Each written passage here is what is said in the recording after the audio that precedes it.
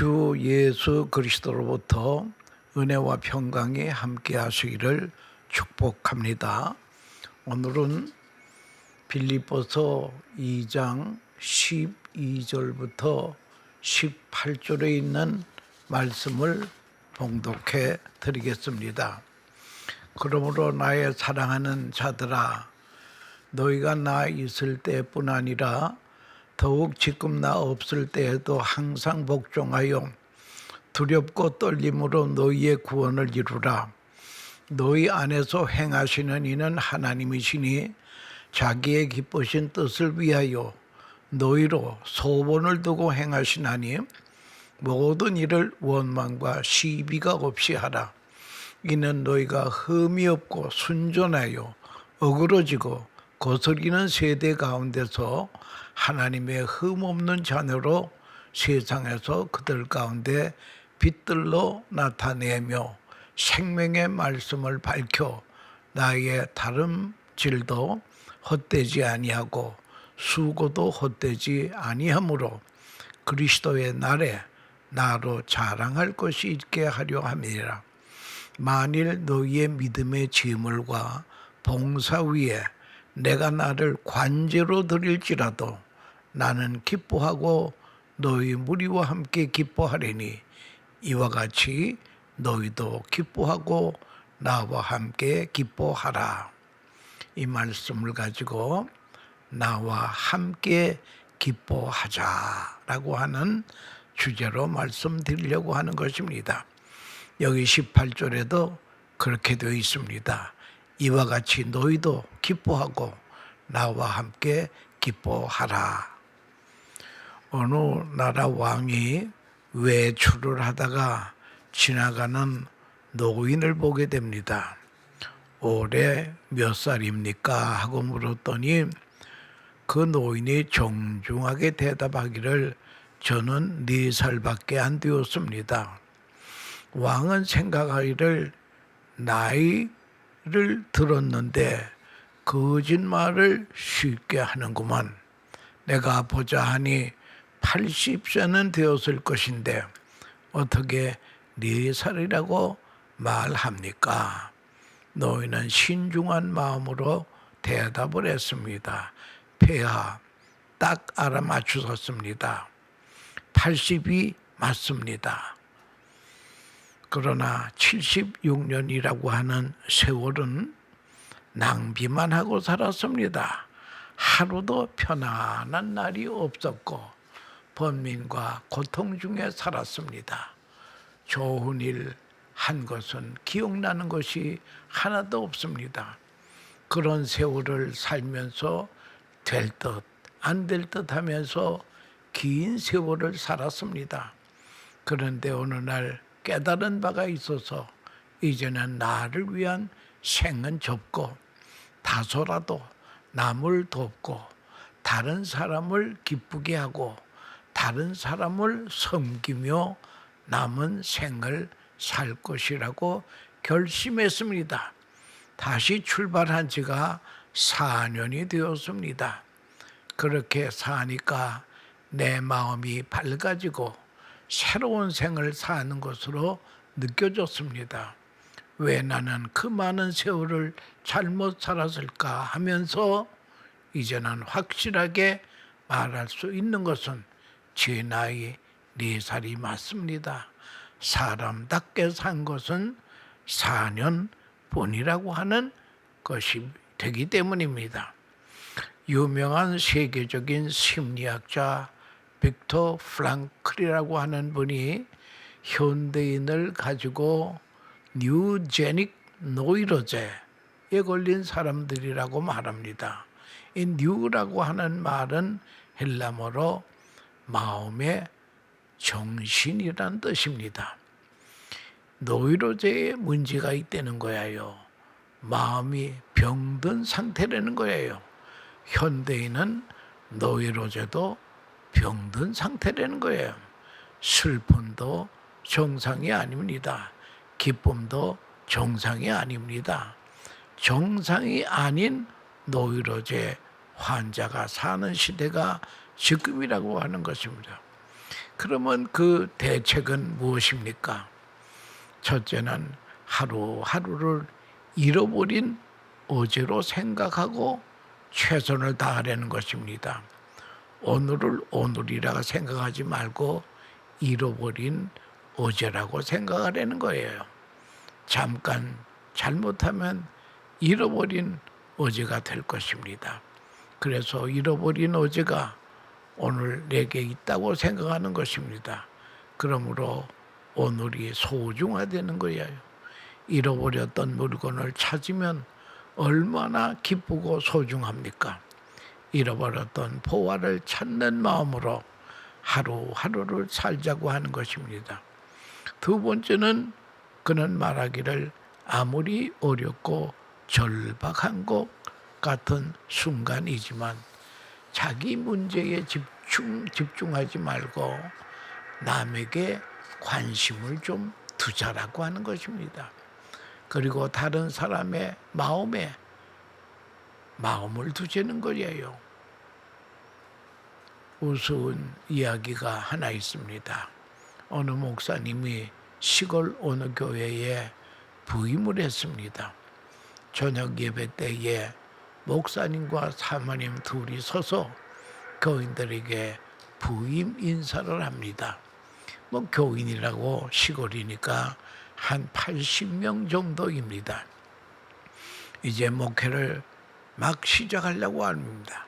주일을 지나고 월요일 날 아침에 일찍이 사모님은 조반을 챙기기 위해서 장바구니를 들고 시장에 나갔습니다. 한 골목에 나이 많은 할머니가 추위에 콩나물을 팔고 있었습니다. 그 앞에 가서 콩나물 1,000원어치만 주세요. 근데 다른 데서 살 때보다 훨씬 많이 주더라는 거예요. 그런데 요놈의 입버릇이 문제입니다. 할머니 좀 더 주세요 했더니 그 할머니가 하는 말이 사모님 이거 많이 드린 것이에요 하더라는 거예요. 사모님은 교인을 모르지만 교인은 사모님을 압니다. 깜짝 놀라서 바구니를 놓고 도망쳤다고 하는 그런 이야기가 있습니다. 여러분 깎으려고 하지 말고 저 사람의 이익도 생각해 주지 않은 것입니다. 언제나 나의 입장에서 생각하지 말고 다른 사람의 입장을 배려하고 덕을 끼칠 때에 내 존재의 영역은 넓어진다라고 하는 것입니다.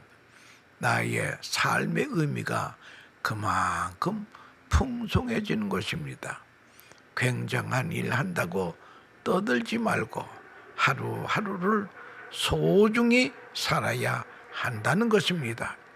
우리 눈앞에 보이는 사람에게 관심을 가져야 됩니다.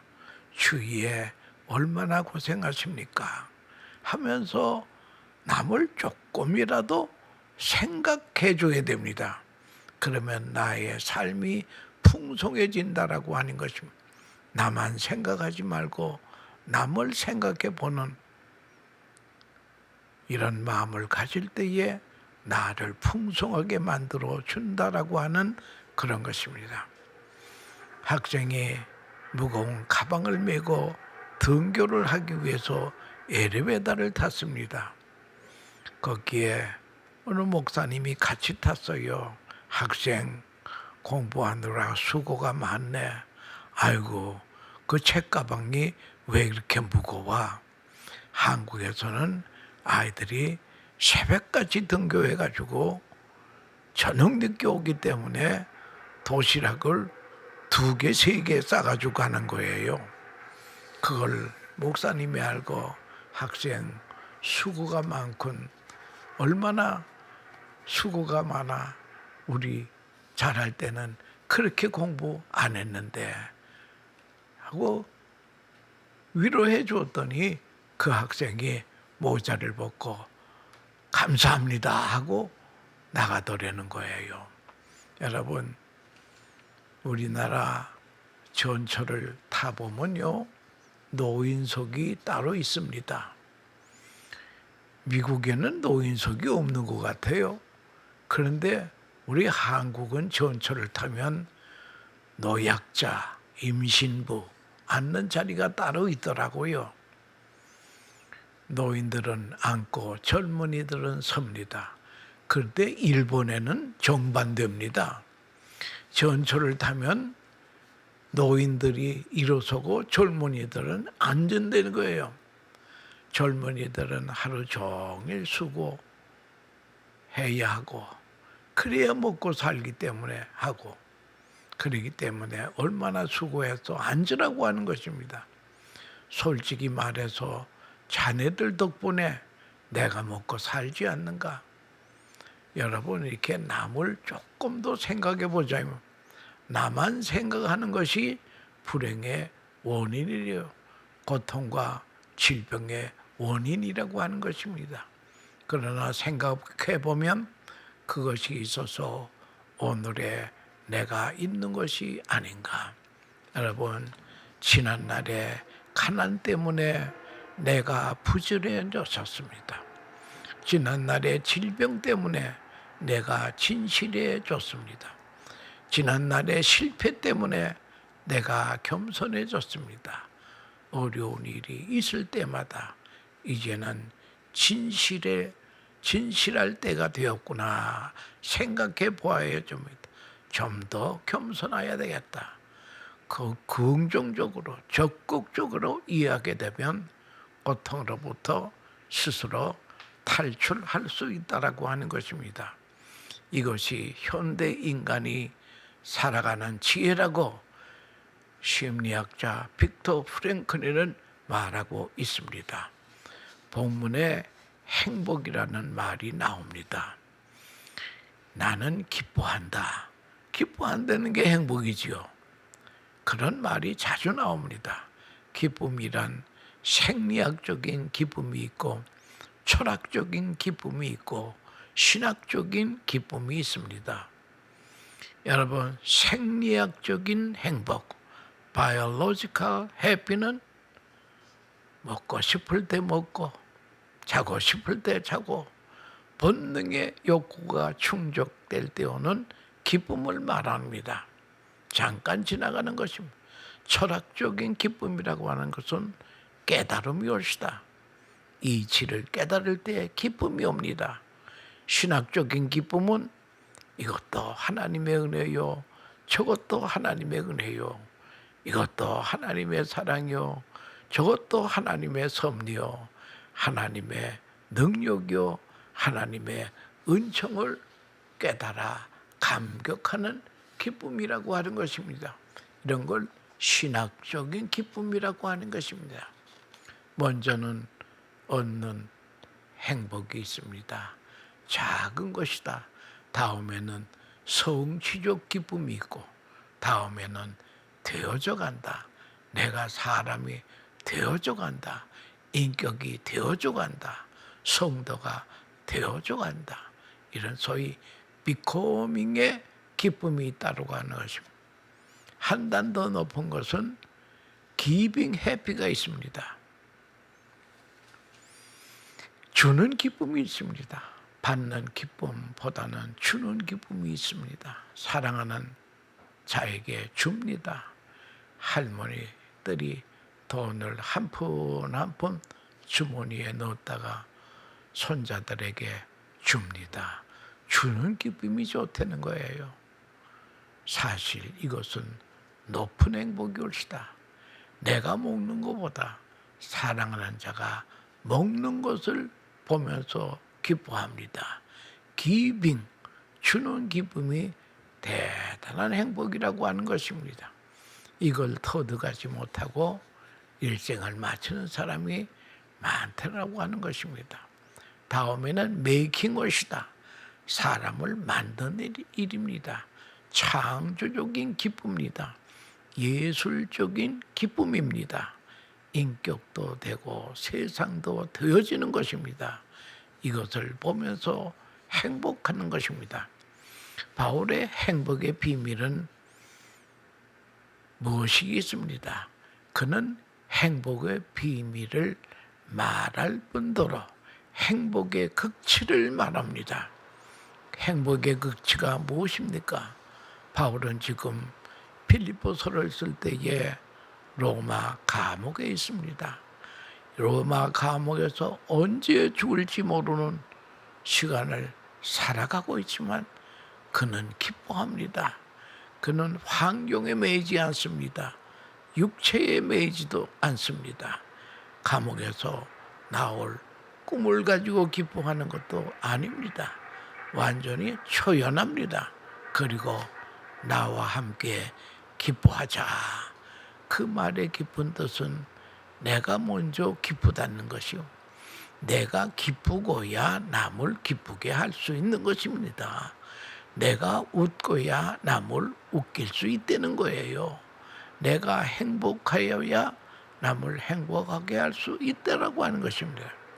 내가 행복하지 못하면서 남을 행복하게 못한다고 하는 것입니다. 이것이 문제라는 거예요.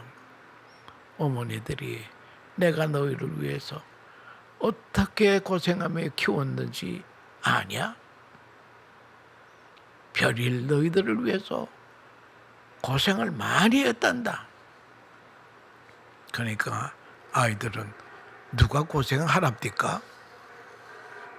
여러분, 나는 고생하고 너는 잘 되어라. 그게 아니라는 거예요. 나는 행복하다. 너희를 볼 때마다 행복하다.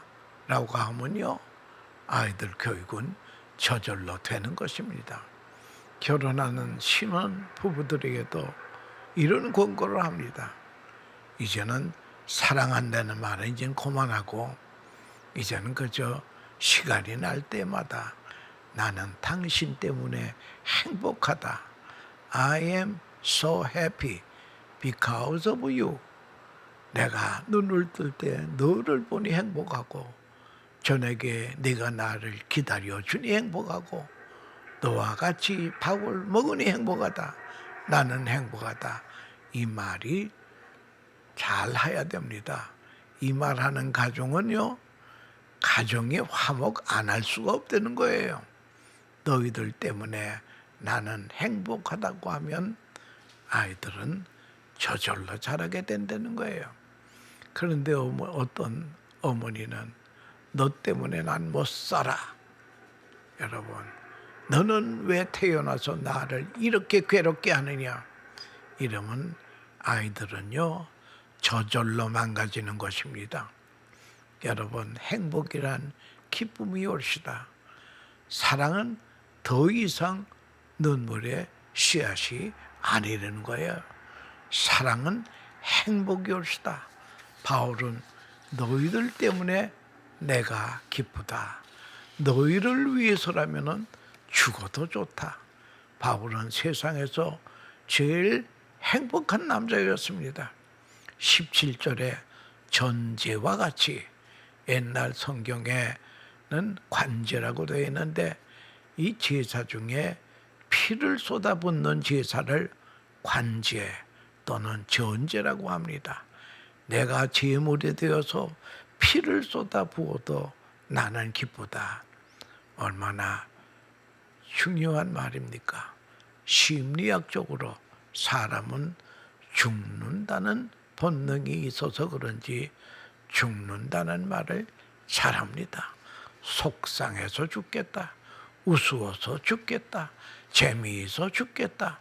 죽는다는 말을 입에 달고 살아요.